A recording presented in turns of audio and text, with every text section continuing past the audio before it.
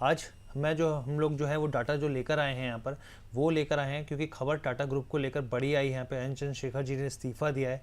ऐसे में जब उन्होंने ज्वाइन किया था तब मार्केट कैप को लेकर क्या स्थिति थी और अब मार्केट कैप को लेकर क्या स्थिति है, क्या क्या बदलाव होते हुए देखे, क्योंकि करीब उस समय जो थी 29 कंपनियां लिस्टेड थी, अब 25 कंपनियां लिस्टेड है। बहुत सारी कंपनियों का अमालगेशन होता हुआ दिखा। ये देखिए खबर, ये जो है टाटा सन्स के चेयरमैन जो एन चंद्रशेखर हैं उनकी नियुक्ति हो गई है। उन्होंने बेसिकली रेजिग्नेशन दे दिया है। री अपॉइंटमेंट की जो मांग है वो नहीं करेंगे। यहाँ पर एन चंद्रशेखर जी यहाँ पर चेयरमैन के पद पर थे, यहाँ पर दोबारा इस तरह की चीज़ें नहीं हो, मतलब जो स्थिति दिख रही है अभी यहाँ पे री अपॉइंटमेंट पर सर्वसम्मति से जो है फैसला नहीं होने पर ये जो है फैसला लिया गया है यहाँ पर। और आप ये देखिए 2027 में जो थे तक उनका कार्यकाल। लेकिन सबसे पहले देखिए ये ग्राफिक्स है। अब आप एक चीज़ समझिए, यहाँ पर 21 फरवरी 2017 को जो था यहाँ पे हम लोग क्यों लेके आए, क्योंकि इसी दिन जो थे वो एज यहाँ पर आप चेयरमैन के तौर पे टाटा सन्स के उन्होंने ज्वाइन किया था यहाँ पर। और उस समय जो मार्केट कैप था पूरे टाटा ग्रुप की कंपनियों का, जो 29 कंपनियां हैं, वो था 8.43 लाख करोड़ के आसपास। जो नंबर आपको दिख रहा है वो लाख करोड़ के आसपास का है। अब 11 अगस्त कल तक के हिसाब से देखें तो ये 25.82 लाख करोड़ के आसपास का मार्केट कैप है, यानी कि 206% का जंप है। लेकिन आप इस चीज़ को ज़रूर समझिए कि अर्थव्यवस्था भी उसी हिसाब से बढ़ी है यहाँ पे, और कंपनी का जो अमालगेशन हुआ है उस हिसाब से भी इसका रिफ्लेक्शन जो है वो साफ तौर पे देखने को मिलता है। अब आप ये देखिए यहाँ पर सबसे धीरे धीरे करके हम लोग बताते हैं आपको यहाँ पर टाटा ग्रुप की कंपनियों की जो ग्रोथ है वो किस तरीके से रही है। यहाँ पर सबसे पहले टीसीएस की बात कर लेते हैं। 2017 में मार्केट कैप जो था वो 4.85 लाख करोड़ के आसपास का था। 11 अगस्त को ये 8.82 लाख करोड़ का हो गया। हालांकि पिछले कुछ समय में मार्केट कैप में बहुत ज़्यादा गिरावट आई है, हम लोगों ने देखा था, लेकिन पिछले कुछ समय रिकवरी भी आई है। तो करीब करीब 86% की ग्रोथ साफ तौर पर दिखती है। टाइटन की बात करेंगे, टाइटन का आप देखिए ग्रोथ उस समय जो मार्केट कैप था वो 40,000 करीब 40,500 करोड़ के आसपास का था। अब 4.54 लाख करोड़ के आसपास वो 1000% से ज़्यादा की जंप जो है साफ तौर पे देखने को मिलती है। टाटा स्टील की बात करेंगे यहाँ पर तो आप ये देखिए 47,647 करोड़ के आसपास का मार्केट कैप था, 2.35 लाख करोड़ के आसपास आया। 393% का जो है ग्रोथ साफ तौर पे देखने को मिल रहा है, और ये इनके कार्यकाल के दौरान है। लेकिन हाँ, धीरे धीरे जिस तरीके से स्थितियां बदलती हैं, अर्थव्यवस्था बदलती है, कंपनीज के जो मार्केट कैप है वो बढ़ता है, तो उसका असर वो साफ तौर पे दिखता है। अगली प्लेट पे चलते हैं। अगली प्लेट में आप देखिए टाटा पावर की बात मैं कर रहा हूँ। यहाँ पे 22,747 करोड़ का मार्केट कैप था, करीब 1.21 लाख करोड़ का मार्केट कैप अप हो गया। 232% का जो है वो जंप आता हुआ दिखा है यहाँ पे। इंडियन होटल्स की बात करेंगे यहाँ पर 12,286 करोड़ का मार्केट कैप था, 1 लाख करोड़ का मार्केट कैप, 738% का जंप ग्रोथ जो है वो साफ तौर पर दिखता है। टाटा मोटर्स को बारीकी से समझना इसलिए ज़रूरी है क्योंकि देखिए इसके पीछे के रीज़न है। आपको अगर याद होगा टाटा डीवीआर बहुत टाइम पहले जो था ये स्टॉक लिस्ट हुआ करता था, उसका डीलिस्ट हुआ यहाँ पे टाटा मोटर्स। अब पैसेंजर व्हीकल प्लस यहाँ पर जो कमर्शियल व्हीकल है, तो हम उस समय सिर्फ टाटा मोटर्स हुआ करता था, तो 1.33 लाख करोड़ के आसपास का उस समय मार्केट कैप था। अगर आप इन दोनों के मार्केट कैप को जोड़ देंगे तो 2.96 लाख करोड़ का होगा, 123% का जंप है।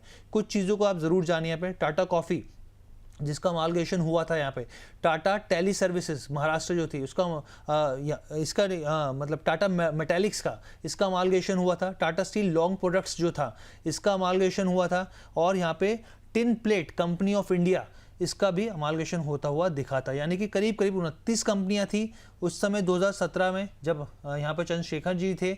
उसके बाद अब जो है वो 25 कंपनियां रह गई हैं, और आज स्टॉक्स में जो है एक एक करके स्टॉक भी हम लोग फ्लैश कर देते हैं यहाँ पर, जिन चीज़ों को हमने बताया, क्योंकि इस खबर के बाद चंद्रशेखर जी के इस्तीफे के बाद स्टॉक्स में गिरावट देखने को मिली है। देखिए टीसीएस 4% टूटा हुआ है, टाटा मोटर्स का जो पैसेंजर व्हीकल 3% टूटा हुआ है, टाटा स्टील 2% टूटा हुआ है। आप ये देखिए किस तरीके से दबाव डालते हुए दिख रहे हैं यहाँ पर। टाटा पावर 1.5% की गिरावट, टाटा कंज्यूमर प्रोडक्ट में 2.5% से ज़्यादा की गिरावट साफ तौर पर देखने को मिल रही है। टाटा कम्युनिकेशन टूटा हुआ है, टाटा एलेक्सी 2.5% की गिरावट, टाटा इन्वेस्टमेंट 1.84% की गिरावट साफ तौर पे देखने को मिली। टाइटन भी देखिए अच्छा खासा गिरावट दिखा रहा है, ट्रेंड में दबाव है, और टीटीएमएल में भी साफ तौर पर 1.5% का दबाव दिख रहा है यहाँ पे। वोल्टास हल्का सा पॉजिटिव, लेकिन इंडियन होटल्स की पिटाई है यहाँ पर। टीआरएफ 2.65% के आसपास का दबाव दिख रहा है। रेलीज इंडिया भी है, अब नैल्को भी है। हालांकि बहुत सारे स्टॉक्स हैं इसमें, क्या मतलब करीब 25 स्टॉक्स हैं, हम लोग को बताते चले जाएंगे तो बहुत लंबा समय लग जाएगा यहाँ पे।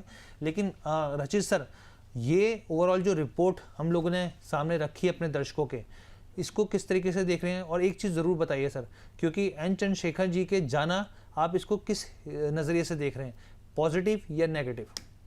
देखिए हर्ष बाबू, इसको ना हम थोड़ा सा बैक स्टोरी रीड कर लेते हम्म। हैं। और जब भी हमने आपके प्लेटफॉर्म के माध्यम से या किसी और जहां हम जगह जाते हैं, हमने हमेशा एक बात कही थी कि जो लेट श्री रतन टाटा जी हैं, उनके देहांत के बाद कहीं ना कहीं एक टाटा सन्स में जो प्रॉब्लम चलती हुई आपको देखने को मिल रही थी, वो टाटा ग्रुप को पूरा का पूरा परफॉर्मेंस नहीं करती हुई दिखा रही थी। अच्छा, ये जो रेजिग्नेशन है, ये इफेक्ट में आएगा फरवरी 2027। तब ट्वेंटी तक सेवन ये जी। देखेंगे कि किस तरीके से नया नाम आता है। इसमें बहुत सारी बातें, बहुत सारी अटकलें लग रही हैं। एक जो क्लियर हेड के साथ हम समझ पा रहे हैं, अब जो नया पूरा स्ट्रक्चर टाटा सन्स का हम बनते हुए देख रहे हैं, नियोल टाटा साहब की बात अगर आप करेंगे तो उनको चेयरमैन पोजीशन से रिजाइन करना पड़ेगा टाटा सन्स की, तो that is a bleak possibility. बहुत और सारे नाम भी हैं जो टाटा सन्स में अभी हैं, वो आते हुए दिखेंगे। मैं ये सारी बातें क्यों कह रहा हूं, क्योंकि हो सकता है शायद एन चंद्रशेखर साहब के जाने के बाद, मतलब अब ये फाइनली जो आगे हेड्स अप प्रोसेस होंगे, और कहीं ना कहीं अगर जो नए हेड होंगे वो टाटा सन्स के थ्रू आते हुए दिखेंगे, तो टाटा सन्स के इंटरनल प्रॉब्लम्स भी आपको थोड़ी सी चेंज होती हुई दिखेंगी। आई पर्सनली ड्यू से कि ये अच्छी चीज हुई है, मैं कहूंगा नहीं। वो कहीं ना कहीं आपको मार्केट भी रिएक्ट करता हुआ दिखा रहा है। बट जिस तरीके से अंडर परफॉर्मेंस एक स्टॉक दिखा रहा है, बिकॉज मार्केट एम्बिग्विटी कभी भी पसंद नहीं करता। और अगर टाटा सन्स के फेवर से सारी चीजें होती हुई दिखेंगी, तो हम जो पूरा टाटा ग्रुप का अंडर परफॉर्मेंस देख रहे हैं बहुत लंबे समय से, वो भी आपको क्लियर होता हुआ दिखेगा। तो वेट एंड वॉच मोड रहेगा। नॉट दैट टाटाज पहले ऐसे क्राइसिस में नहीं आए, पहले भी हमने ऐसे क्राइसिस देखे हैं जब साइरस साहब और रतन टाटा जी के साथ प्रॉब्लम्स आई थी। हम्म। वो दिस शैल टू पास वाली सिचुएशन है। अगर आप लंबी अवधि के निवेशक हैं तो डेफिनेटली लोअर लेवल्स पे सिलेक्टिव स्टॉक पिक आप जरूर कर सकते हैं। बट यहां से अभी बाउंस बैक आ जाएगा, कहना थोड़ा मुश्किल है। कुछ पसंद आ रहा है सर आपको लॉन्ग टर्म के नज़रिए से टाटा ग्रुप में? देखिए टाटा ग्रुप में जैसे कि अभी हम देख रहे थे, टीसीएस ने जो करेक्शन किया, और टीसीएस की जब हम बात करते हैं तो लाइक जब हमने 26,500 लेवल से निफ्टी आईटी के रिवर्सल की बात करी थी, तो भी हमने टीसीएस में पोजीशन बनाने की बात कही थी। वहां से बहुत अच्छा एक अपसाइड इसने रजिस्टर किया है। और अभी भी मैं कहूंगा लोअर लेवल पे स्टैगर्ड मैनर में टीसीएस में आप पोजीशन बना सकते हैं। टाटा टेक्नोलॉजीज आप देखें बहुत प्रॉब्लम में चला, टाटा टेक्नोलॉजीज के लिए हम भी बहुत ट्रोल हो गए। बट अब फाइनली वो भी इवॉल्व होता हुआ दिख रहा है with new clients coming in, जैसे कि अभी उन्होंने होंडा के साथ भी एक डील करी थी। टाटा टेक्नोलॉजीज भी अच्छा लगता है। टाटा मोटर पैसेंजर व्हीकल आप देखें, हम इतनी बार ईवी की बातें करते हैं, आज भी 50% मार्केट शेयर ये कंपनी लेके रखी हुई है। तो टाटा मोटर पैसेंजर व्हीकल भी अच्छा लगता है। नेल्को की अगर आप बात करें, जो इनकी स्पेस टेक्नोलॉजी की कंपनी है, वो भी अच्छी लगती है। तो जी। These are some of the names जो हम्म। लोअर लेवल पे आप मध्यम से लंबी अवधि के लिए जरूर पोजीशन बना ठीक सकते हैं। है। गौरव जी, आपकी क्या प्रतिक्रिया रहेगी सर ये इस खबर को लेकर? और क्या आपको लग रहा है यहाँ पे कि कौन से ऐसे स्टॉक्स हैं जो आपको लगता है कि यहाँ पे खरीदारी की जा सकती है लॉन्ग टर्म के हिसाब से? देखिए, मैं डिस्कशन से बिल्कुल सहमत हूँ। टाटा ग्रुप के स्टॉक्स की अगर आप बात करें तो आज के दिन जो शार्प सेलिंग देखने मिली है वो बिल्कुल टाटा सन चेयरमैन चंद्रशेखरन के स्टेप डाउन करने की अनाउंसमेंट की वजह से ही हुई है। हालांकि ये भी बात देखने वाली होगी कि फरवरी 2027 में ये डिसीजन होगा। हमने कई बार इससे पहले भी देखा हुआ था कि लीडरशिप चेंज की वजह से एक अच्छा खासा डाउन साइड हमको देखने मिला हुआ था सारे ही स्टॉक्स में। एंड एक चीज़ अगर आप ध्यान में रखेंगे, टाटा सन में हमेशा ही सक्सेशन और गवर्नेंस का एक अनसर्टेनिटी हमेशा से देखने मिली हुई थी। पिछले 2 साल से भी यही हो रहा है, जिसकी वजह से टीसीएस, टाटा मोटर्स, टाइटन को भी आप देख लीजिए, और सारे ही टाटा ग्रुप्स में एक प्रेशर देखने को मिलता है। हम्म। अब अगर आप ये चीज़ अगर आप साइड में रख ले, अगर दूसरी चीज़ देखें तो टीसीएस में ऑलरेडी ग्रोथ और आईटी डिमांड के कंसर्न्स काफ़ी समय से बने हुए थे। हालांकि यहाँ पर भी लीडरशिप अनसर्टनिटी को ज़्यादा एक्सेलरेट, डाउनसाइड को ज़्यादा एक्सेलरेट किया हुआ है। टीसीएस में आज एक अच्छा खासा डाउनफॉल देखने मिला हुआ था। टाटा मोटर्स पर भी ऑपरेशनल चेंजेस कई किए गए थे एंड साइबर अटैक की भी एक खबर आई हुई थी जिसकी वजह से एक डाउनसाइड देखने मिला।